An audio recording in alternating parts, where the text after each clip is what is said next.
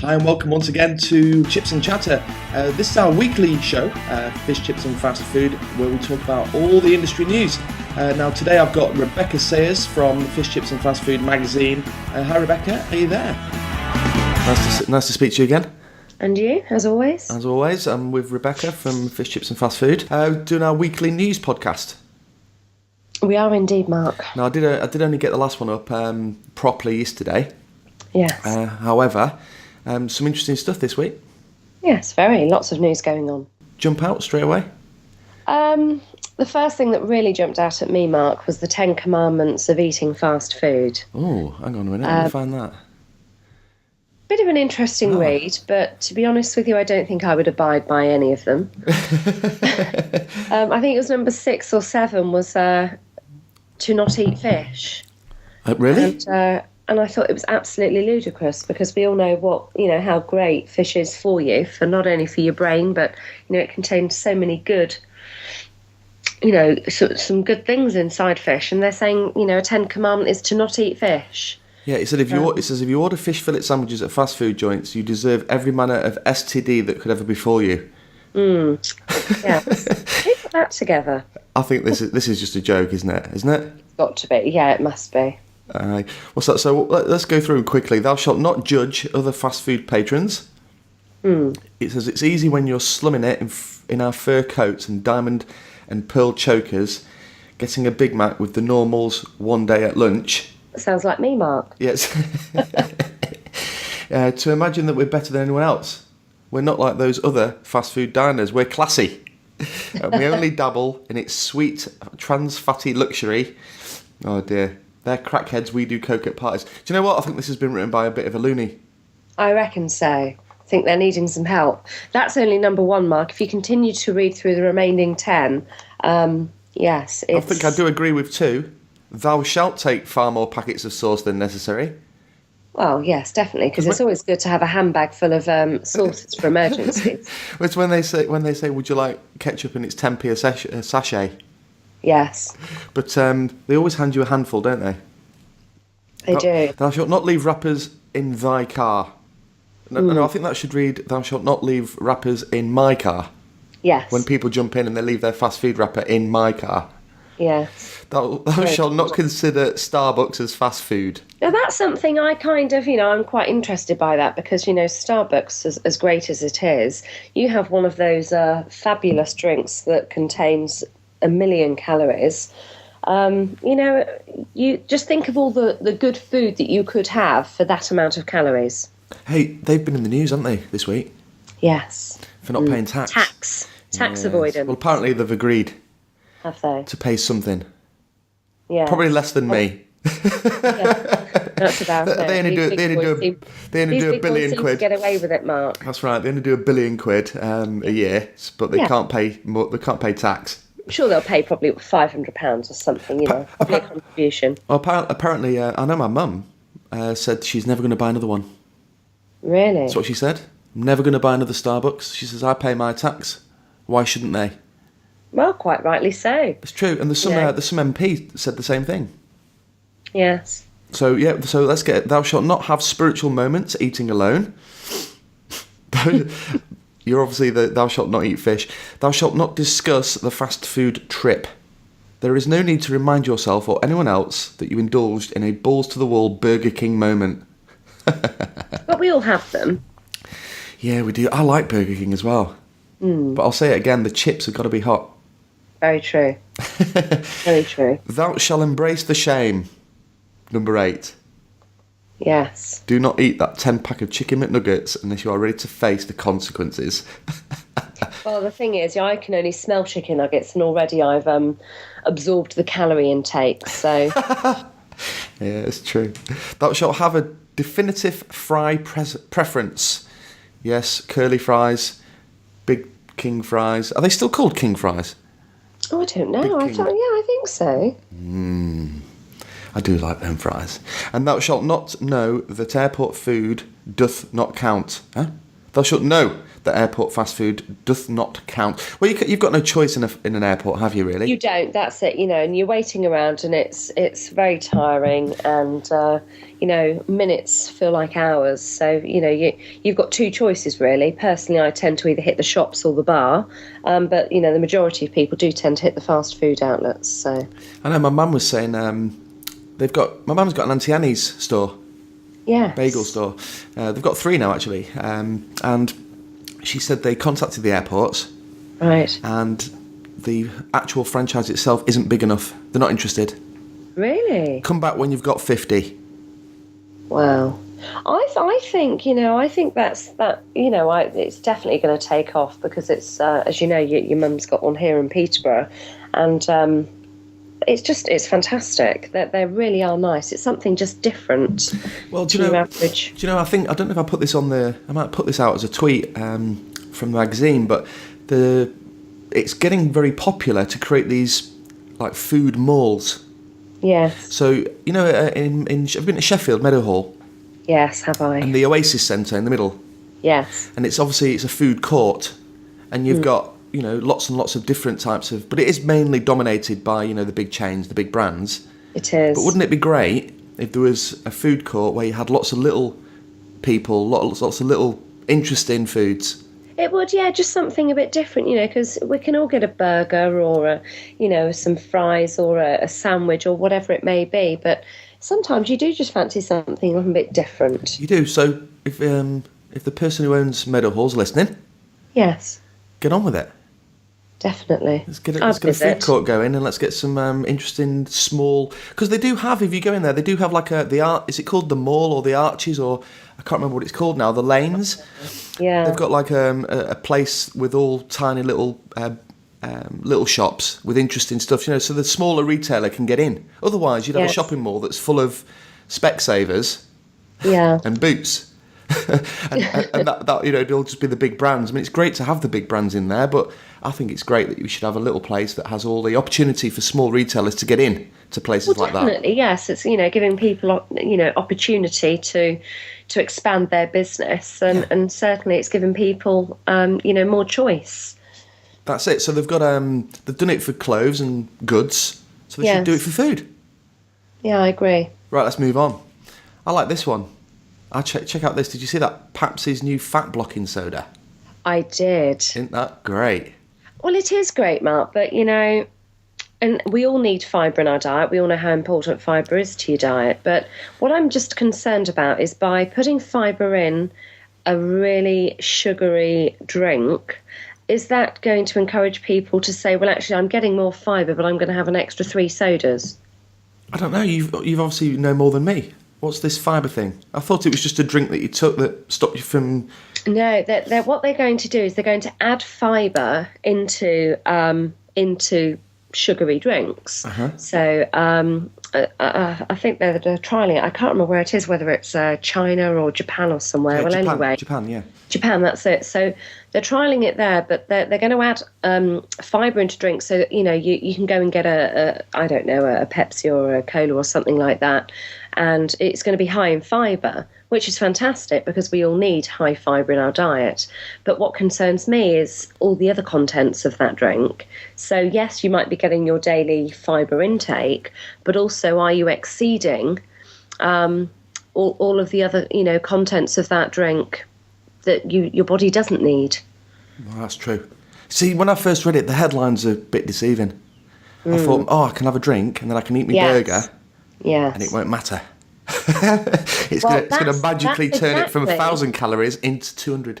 And that's exactly how I think people will look at that, because they'll think, well, actually, instead of having just a regular burger, I'm going to have a double or something like that, and I'll have a large fries because I'm actually going to have a drink that's going to counteract and block the fat content of this food. Yeah. Well, I think it's a fantastic idea if they found something that can do that, but I'm not quite convinced. Well, it says here, somehow I don't think it's going to work that way, but I'm betting that PepsiCo is hoping that consumers believe it will.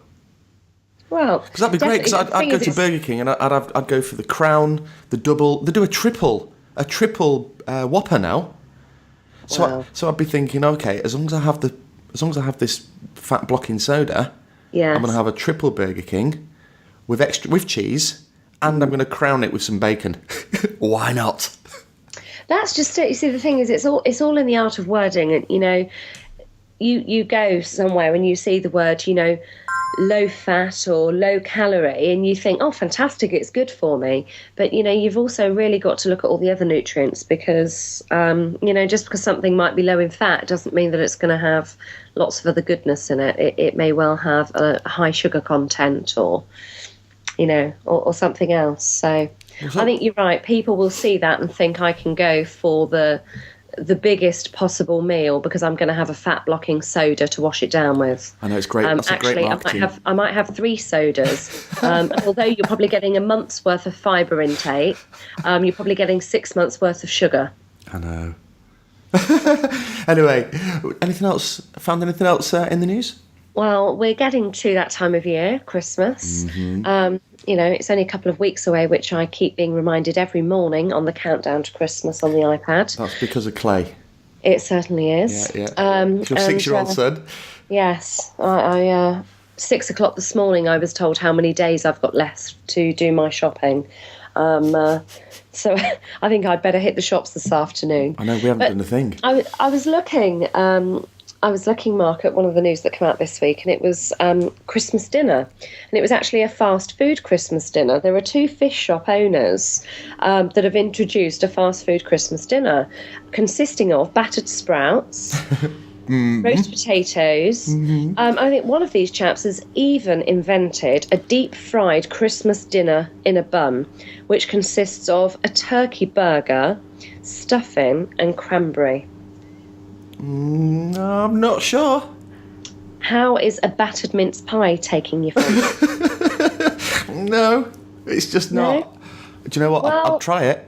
They're trialling it, and I think, well, it's something different. I can't say it really appeals to me. I think one of these guys, there are 2 guys that have bought this out, and they've. I'm sorry. I've just seen the battered cheese board. Yes. It's called the Cheeses of Nazereth. Yes. Now, I absolutely love cheese, but I'm not sure that I fancy battered camembert or battered brie. I don't know that it. It kind of takes the edge off the cheese. I just can't. So, if anybody's struggling what to do for Christmas dinner this year, you could try battered sprouts just for a bit of a change. That's right, and I'm sure the family will be absolutely delighted. I think I quite like the idea of the battered mince pie. They're also doing a battered Christmas pudding, which they're not sure is going to take off as well as the mince pie. Yeah. But I suppose time will tell. But it's like we said earlier, it's always nice to try something different. I'm just not sure if this is too different for my palate. Yeah. Well, the owner, who's the owner? Who's doing Mr. Christoforou, 31, who runs the takeaway with his wife Nikki, says, "I'm really pleased with the burger. It's a complete Christmas meal without the sprouts." He said it's the ideal thing to bite into while watching the Queen's Speech or Great Escape. Wow. I'm not sure, but hey, who are we to say? Exactly. I suppose. Good luck to him. I suppose time will tell. Come early January, they'll be able to see if their profits have had a great increase from battered sprouts. Do we know these guys? Is this here in the UK? Yes. Yeah. So I think there's somewhere near Birmingham. So Mr. Christopher, who owns the Hollywood Fish Bar in nearby Withall, so it's in Withall. And there's another place here, staff at the Bearwood Fish Bar as well. It's only fair to shout out where these people are that are doing this. So if you fancy a battered mince pie or the Cheeses of Nazereth, get yourself down to Birmingham, Smethwick in Birmingham. I believe the Bearwood Fish Bar is doing it. And it says 2 fish chops are doing it. And where's the other one? So where's the other one? Maxine Devonport, manager of Bearwood Fish Bar, but it doesn't say where it is. Yeah. So you'll have to go on Google. Google it. Definitely. Battered sprouts, battered mince pies. I like it. Christmas dinner in a bun. I like it. All right, what's next? What we got next? Well, something else that kind of distracted me for a moment was Baskin Robbins turkey cake. Oh. Which is ice cream in the shape of a turkey. Check it out. Well, it really doesn't look appetising for me. Great for the festive spirit, and I just don't know. Looking at a turkey, knowing it's going to taste like ice cream, doesn't really float my boat. Well, the title of the article was "The Latest Fast Food Aberration."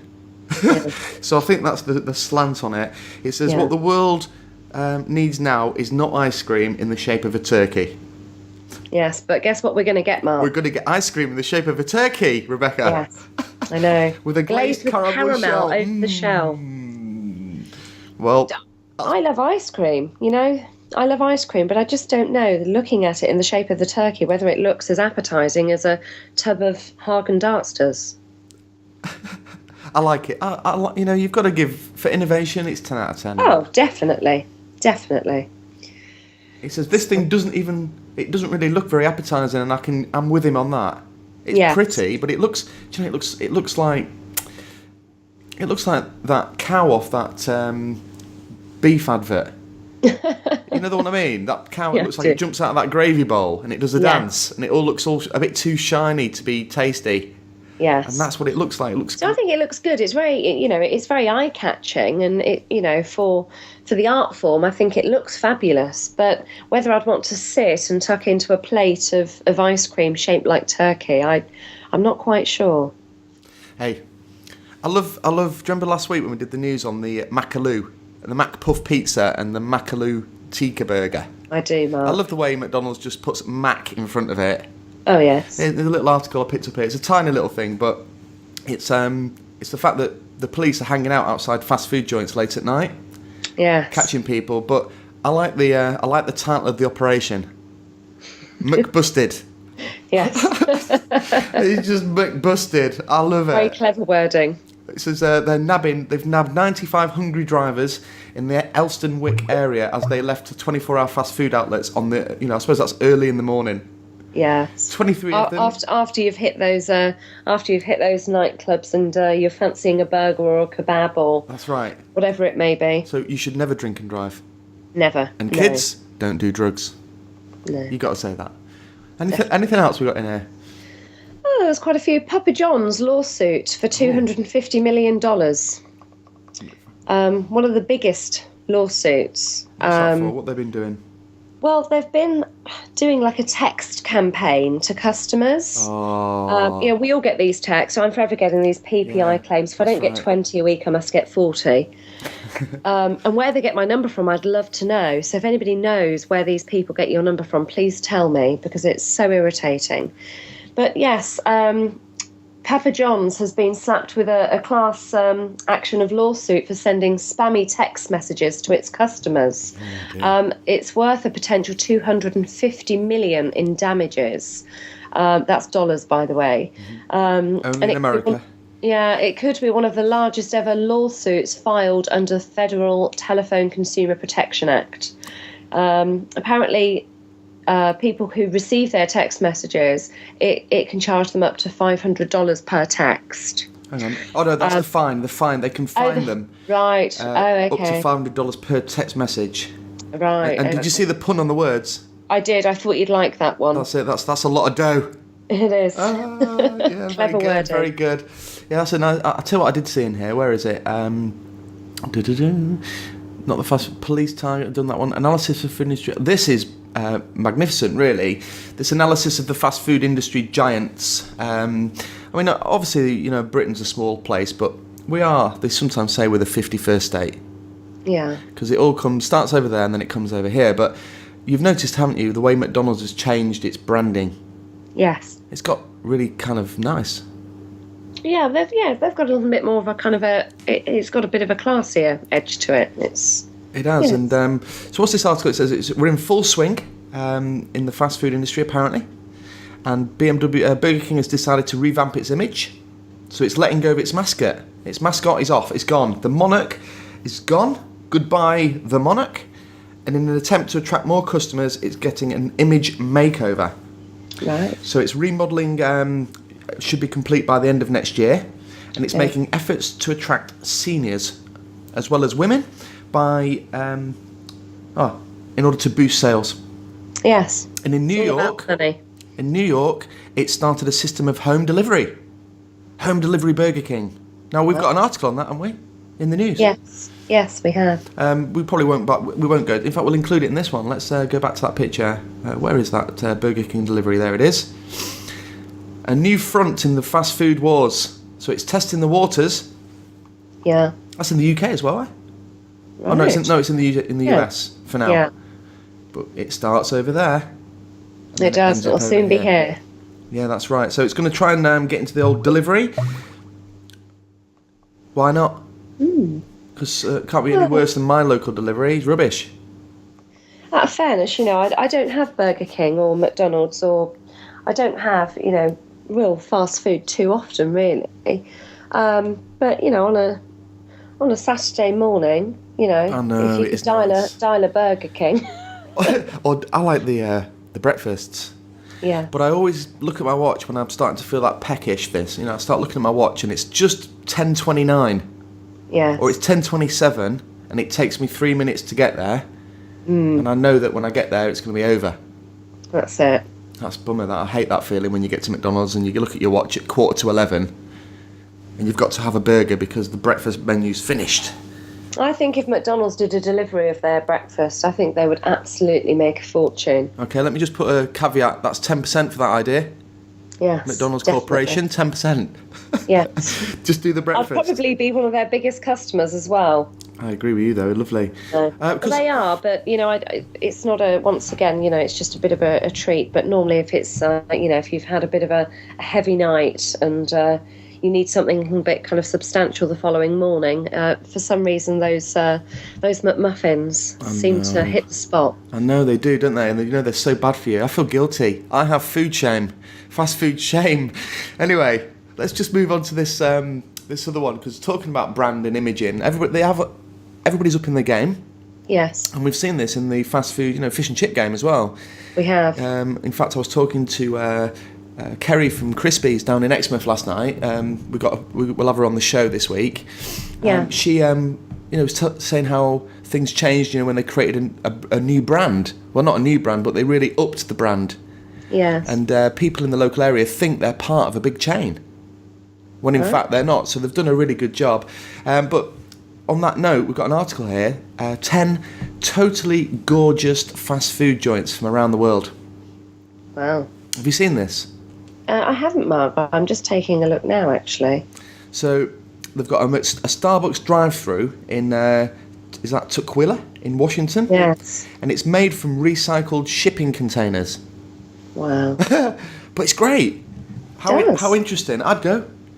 Yeah, definitely, just to take a look. Yeah, it says here, the decor and architecture of sort of restaurants around the world fail to impress, and they sometimes fall somewhere along the lines of boring and boxy. But some fast food giants are breaking the mould, and this is an example.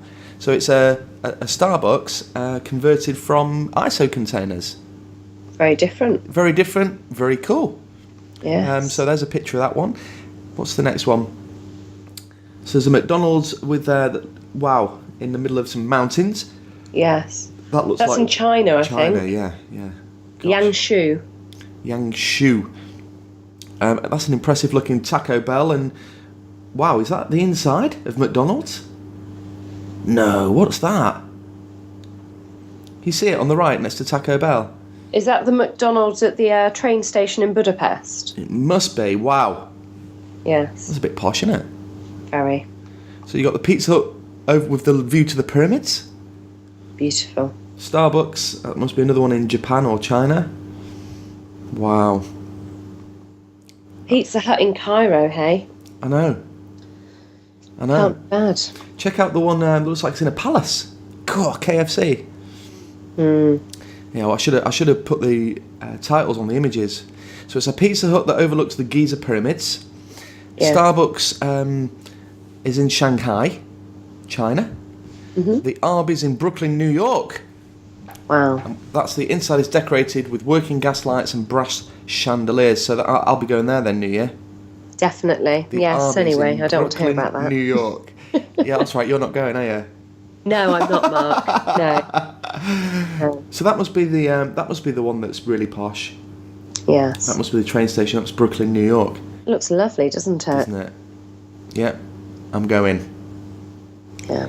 I'm sure you'll have plenty of fast food options when you hit the States. I know. I do intend to get around a bit, take some pictures. Yes. And this West End, so this KFC here it's sheer glass, and it's in Keflavik in Iceland. Wow. Sheer glass? Doesn't look sheer glass. No. Anyway, very nice. And one in the UAE, part of the Persian. That's what it is, Persian. Yeah. I'll tell you what though, it is magnificent to see it, and why not? They've got a load of money. Enjoy it. Make it a nice place to go. Definitely Starbucks. Right, let's quickly move on. There's loads of news this week. I know. What do you want to talk about? I want to do the gourmet truck. Did you see that one? No, I don't think I did see that one. Well, the gourmet truck that hit Paris. You know how we like gourmet trucks. Mm. And gourmet truck hits Paris. It says, rather than being shunned, American fast food style trucks are attracting some of the French's capital's choosiest eaters, who are lining up and demanding gourmet burgers. Wow. Now, it's obviously not a very good link, but it's no images or anything. But no. I think this is a doer, because a truck can go anywhere. It can be at an event. And I, for one, I went to a couple of events this year. I went to the Formula, the MotoGP. Oh, excellent. Went to Silverstone, and I have to say, I get bored with the usual truck. Yes. Don't you? It's the same old thing. Yeah, it's nice to have something different, actually. But I'd go for a gourmet burger, wouldn't you? With blue cheese and... Oh, I'd go with anything that had cheese. So yeah. I'd ditch the burger and just have the cheese, actually. So apparently this truck's hit Paris, and it's a splash. It's done fantastically well. Excellent. So that's a good thing. We can have more of them. And I might be seeing them over our way soon then. Yeah. Well, when we went to the hill, where was it? We went down in Hampton Court at the Palace. Weekend we were at the Hilton. No, Hampton Court Palace in the summer for the foodie festival, and they had like a truck that had been converted into a Pim's bar. Really? Yeah, it was great with a little balcony. Now you're talking. Yeah, that's right. And it had a little white picket fence around it, and they had some of these old French Citroen vans that had been turned into cappuccino machine, coffee vans. Yes. Brilliant, lovely to look at, and interesting. It makes it fun to go out, and it just makes things more fun. It does. So what we seen else? Have we seen the fast food category? What's this? What do you want to talk about? Well, to be honest with you, Mark, I think I've touched upon all the subjects that seemed quite poignant and jumped out to me. But there's loads of news. There's loads. I know. I will talk quickly. This is true. I don't know about you, but I know McDonald's must sell a ton of those McFlurries. Yes. And one of the reasons I've found myself doing it, when you're with the kids especially, you'll have a meal, yum, in a restaurant, and then you'll look at the dessert menu. Now, some restaurants are really good at this because there's huge profit in dessert. £5 a pop and a coffee, but they don't sometimes sell it well enough. And, I always think to myself, well, you know what? I say to the kids, I'll tell you what, I'll get you a McFlurry on the way home. And they go, yes! So I've just saved myself a fortune, and I just drive back, slink through McDonald's and spend £2. Yes. But it was saying that this is a neglected area in the fast food game. That dessert category is just really, after years of neglect, they're saying that the category is heating up. Right. So it says fast food desserts. Obviously, this is more about calories, saying that the calories haven't really changed. It's just as bad for you now as it was then. Yes. But there isn't really a fast food sort of dessert choice apart from the McFlurry. Yes. I don't think anybody else has really sort of managed to... I mean, I like the hot apple pie and I like the McFlurry. I can't think of an alternative. Yeah, I don't know if they still do them. I don't visit McDonald's often, but they used to do their donuts. I used to love the cinnamon donuts. Yeah, well, we do them at Auntie Annie's. My mum does. Cinnamon pretzels. Oh, they're wonderful. Yeah, yes, I've eaten several of those. That's right, and the smell of the cinnamon is what gets people all excited because they just... Oh, they're Moorish. Especially this time of the year. There's something about Christmas and cinnamon. I really like cinnamon at Christmas time. Here we go. I'm reading there. Cookies. Yeah, cookies. Yeah, I'm a sucker for cookies. Yeah, I'm not a big lover of cook. Don't have too much of a sweet tooth. I'm more savoury. So, but what he's saying is that the cookie smell is what makes people think, oh, that smells nice, and it pulls people in.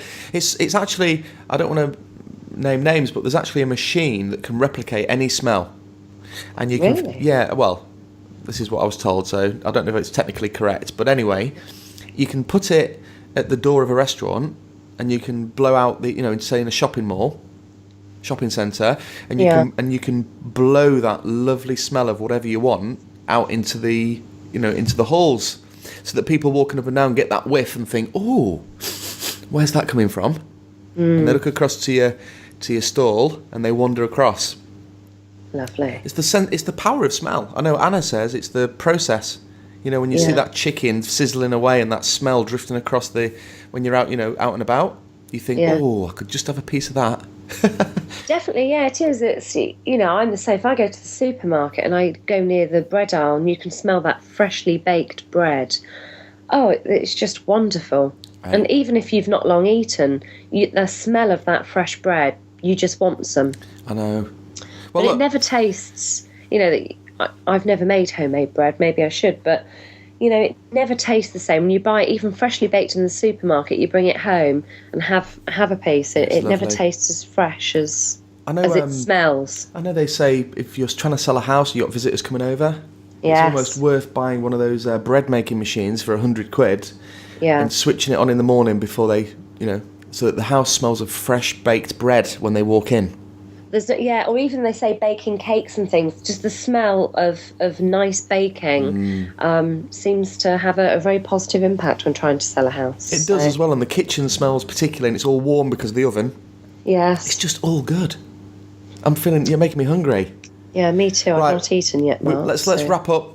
I know from here I've got a last couple of things I want to talk about, so I'll talk about these if you want. It's the French fries, it says, the scourge of nutritionists and the villain food of the film classic Super Size Me are actually healthy for you. Ooh. According to researchers at the University of Naples in Italy.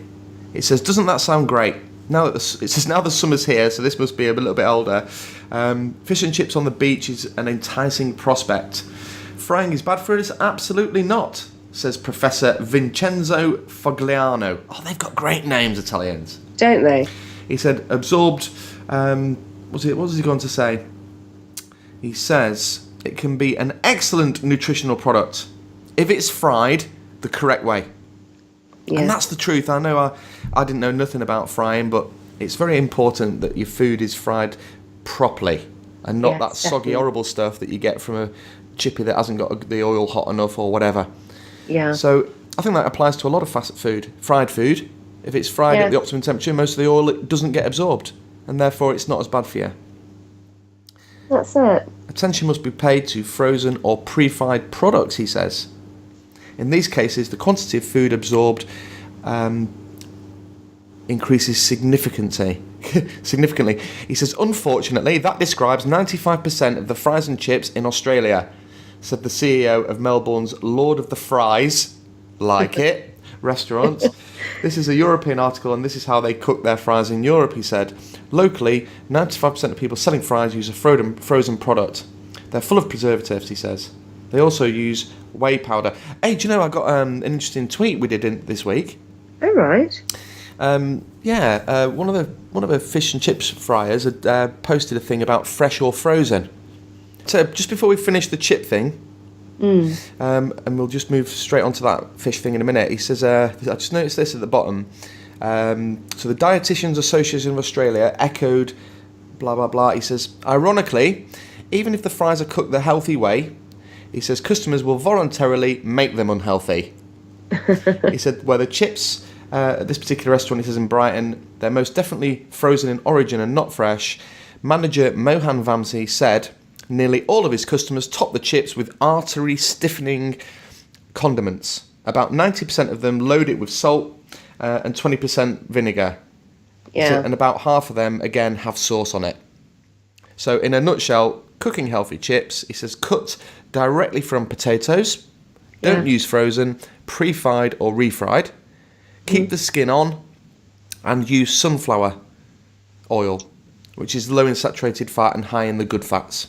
Right. So there you go. That's the healthy chip thing. The frozen fish, I'm going to have to do some work on this because I spoke to... Kerry told me last night that this frozen fish, they actually freeze it at sea. Yes. So it can't get much fresher than pulling it out of the ocean, filleting it then and there, and having it on ice, frozen, and back in the warehouse at within 2 or 3 hours. Yeah. As opposed to the other fishing fresh, which is where really they go out to sea for perhaps a week. Yeah. 5 days, and they catch fish and they put it on ice down in the hold, and it doesn't come back to shore for a week. So it's not really fresh; it's a week old. Yeah. So really, is your frozen fish that you're getting fresher than your fresh? Fresher than that's right. Frozen is fresher than fresh. We should. That's a great title. That's definitely the title. And the last thing, really, we should really mention this: that the seafood fact sheet. If anybody wants that, where they can get it from.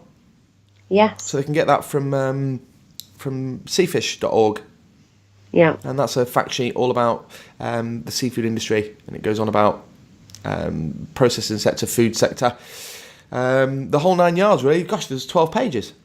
Yes, there's a lot, but lots of interesting information, and it answers lots of people's questions. So it's a good resource. All right, anything you want to add? Anybody who wants to get hold of you can contact you where? They can contact me via the website, which is fcffmag.co.uk. All of my contact details are on there, email and office number. Any questions, queries, don't hesitate to give me a call. All right, well, thank you again. We've done we might have to split this down. It's 40 minutes. I know. Does that give me next week off? Oh, I don't know about that. Actually, I need next week off. I'm going Christmas shopping. That's rubbish. If you're going to have an excuse, you need a good one. Yeah. Hey, do you know what? Thanks for coming on. Thank you, Mark. All right, have a good day. And you, bye-bye. Take care. Bye.